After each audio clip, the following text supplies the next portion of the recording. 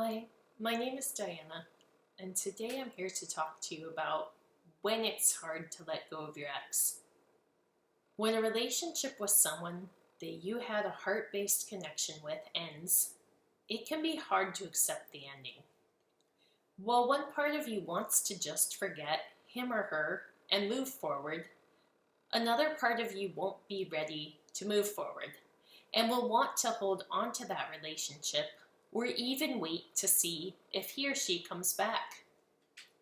As a result of this external relationship split, you mirror it with the split that occurs in your internal relationship with yourself by dividing up your wants and needs, which are often in direct conflict with one another. Until all these sides of yourself can come to an agreement on what to do, you may find it impossible to accept that your relationship has ended or to let go.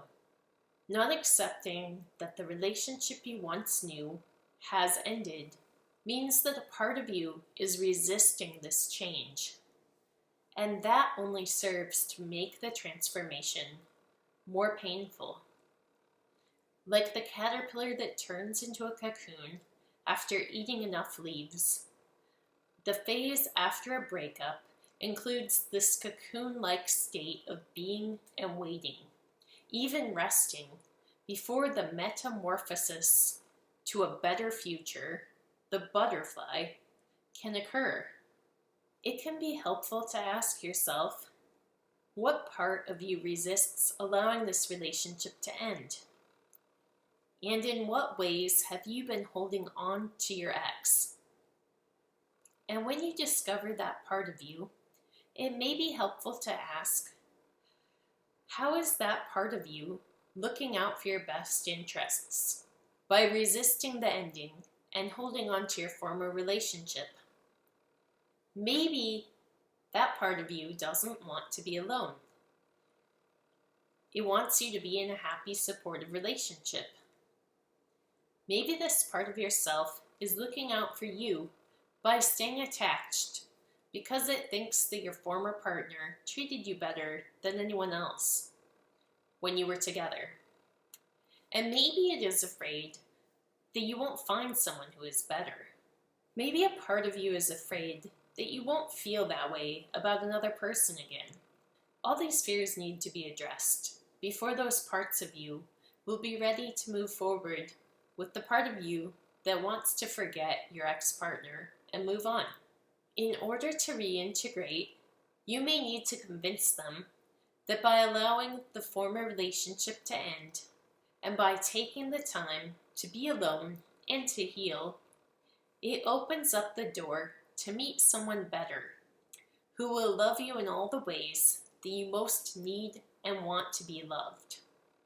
And when you realize that if your ex truly loved you in all of the ways that were best for you, then they wouldn't be leaving you now, for whatever their reasons behind it are, without trying to resolve those issues with you first, especially when they are aware that you still love them and that you still want to make things work, because they know you want to be with them. Then you will realize that your ex isn't the best person for you, especially not right now. In fact, the best person for you will want to be with you as much as you want to be with them. They will be willing to put in the work to help your relationship overcome the challenges that all lasting, committed relationships must overcome, because they want to. And they will pour into you just as you pour into them. They will meet you halfway. They will meet you where you meet them. They will be like a dance partner on the floor of life. And while they may take their me time to be alone and to be with their friends, and that is perfectly healthy and normal, they will also want to spend their spare time with you. They will make you a priority in their life.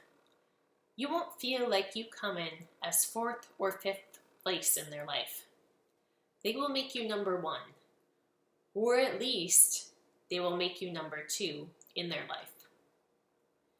You won't find yourself having to compete with everyone and everything in their life for attention or to feel valued.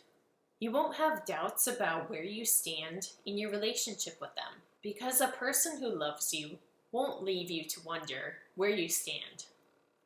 And when life deals you a bad hand, the kind that leads a lot of seemingly loyal people to leave your side, you will still have them with you, a steady support system, no matter the challenge, because they know you and because they believe in you. They know that you will bounce back. The best person for you will care about you, and they will look out for your best interests in the same way that you care about them and that you look out for their best interests. The best relationships are not about what you can take, but they are about what you give. Your forever person, at least right now, is not your ex. You may not have met them yet, or maybe you already have. Maybe they were the right person at the wrong time, and at the right time, they will come back into your life. Some people are like the leaves on a tree, and they fall off easily with a slight change in the weather. And other people are more stable, like branches, that when exposed to enough wind, can sometimes break off. And some people are like the trunk, and are always there as a steady support system. Either way, it's important to accept that the people who are meant to be in your life are in your life when they are meant to be in it. Ask yourself, why were you meant to meet this person at this time in your life? What were they sent to teach you about yourself?